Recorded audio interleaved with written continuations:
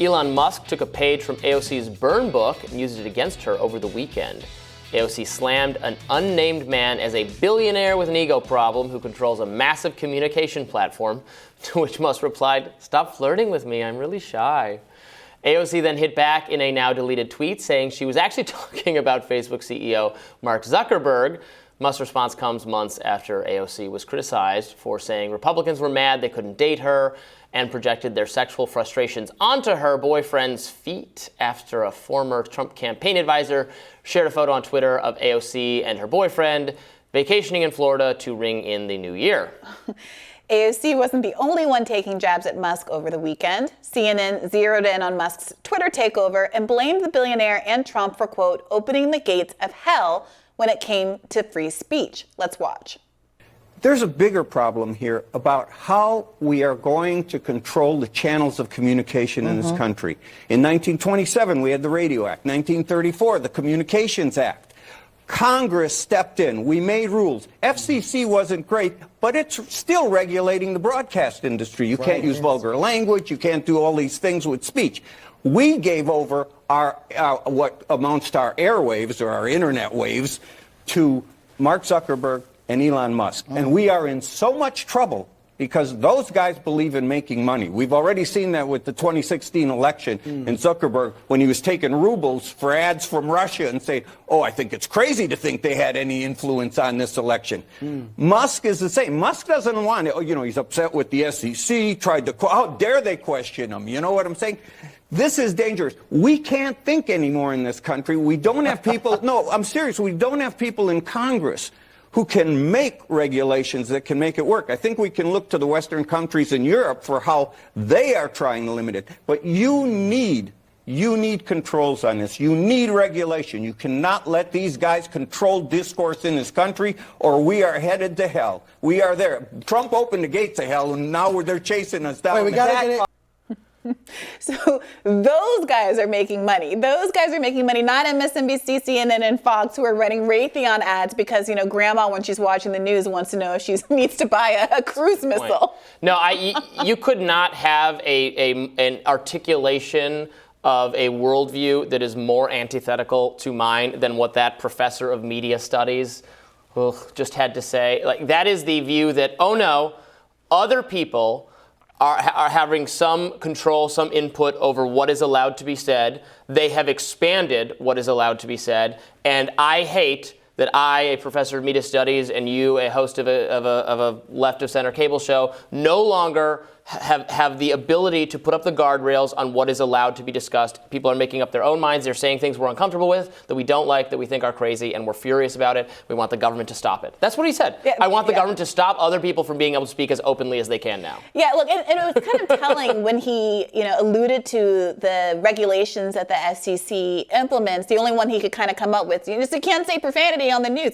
I mean, I hope you can articulate a higher stake for why there should be regulation. No, I think that there should be regulations, and I think that there are problems with the existing social media infrastructure, right? I think it is, a problem that, we are all hoping and praying that a series of benevolent billionaires manages these sites in a way that is, conducive to democracy and free speech. I mean, I think there are arguments that are being had here and elsewhere about whether or not Elon Musk is going to be better than the last leadership of Twitter, whether or not, what happens on Twitter is better than what happens on CNN, which I frankly think is true. I think there's a democratizing effect of social media that has resulted in many people having careers and voices that otherwise would not have had that kind of access, myself included.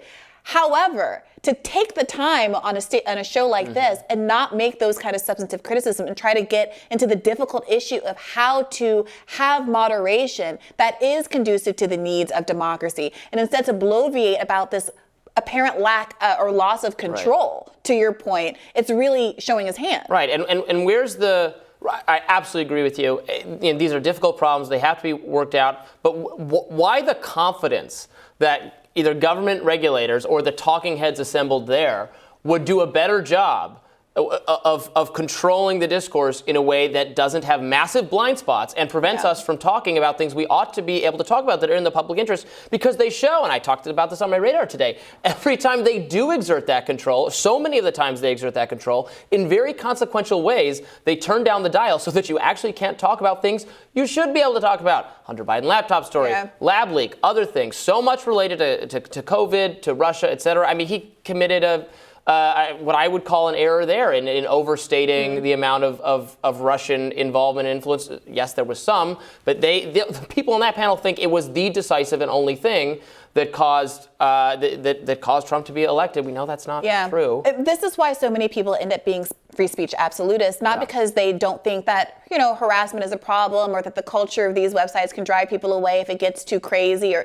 that in the abstract there are rules that we kind of feel instinctively we would like to have in place, but because it is so difficult to come up with a principal metric that isn't being selectively implemented based on your personal ideology. It's why we used to champion the ACLU for defending Nazis' right to march. Nazis, literal Nazis. Literal Nazis. And now we have even the ACLU taking different kinds of positions in these moments. It's not, sometimes I think free speech absolutists, people like Glenn Greenwald, people like Matt Taibbi, who catch a lot of flack sometimes for the way they come down on these issues, they're characterized as not caring about the harmful effects of kind of unmitigated, unfettered free speech.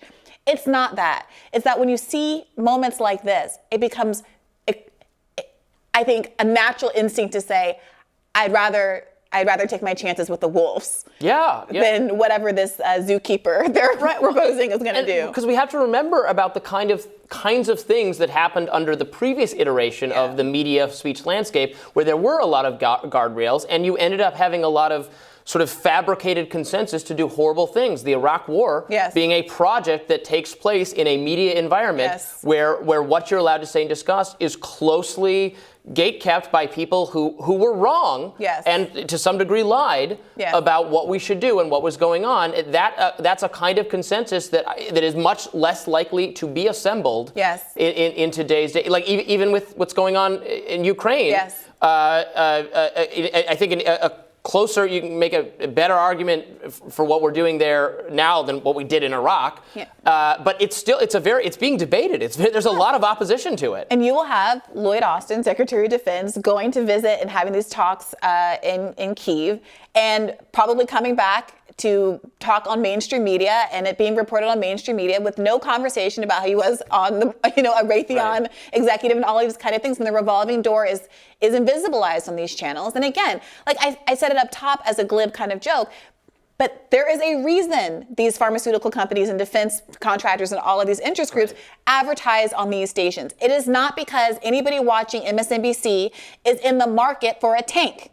That is not it. But if they buy the ad time, they cannot be critical of those industries that are being advertised on the station.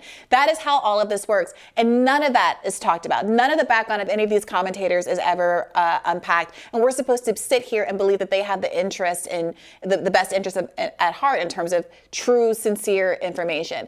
Again, the dog-eat-dog world of the internet, it's not always pleasant. We have both been on the receiving end of a great deal of negativity. But if I'm asked what the alternative is, and the alternative space I would like to live in is, there is no way in the world I would want it to move more in the direction of these kinds of networks, even if it means this kind of unknown territory of the hell gates being open. We can't close Pandora's box back up. We can't. We're not going back to that. It cannot be done. I don't think it would be, if it could be done, I would be against it, but it can't be done. So we should stop pretending we can go back to some previous media iteration where there are much fewer ways to express your mind and talk to people and communicate with people, and we're just all going to trust the three cable stations or a handful of newspapers who have always just parroted, as we're learning now, what the officials think. And they have this cozy relationship. It's not a new thing. It's always existed. We're inundated by it now because people who don't have that cozy relationship are able to speak more freely and to challenge it. 100%. We're not going back. We're not going back, guys.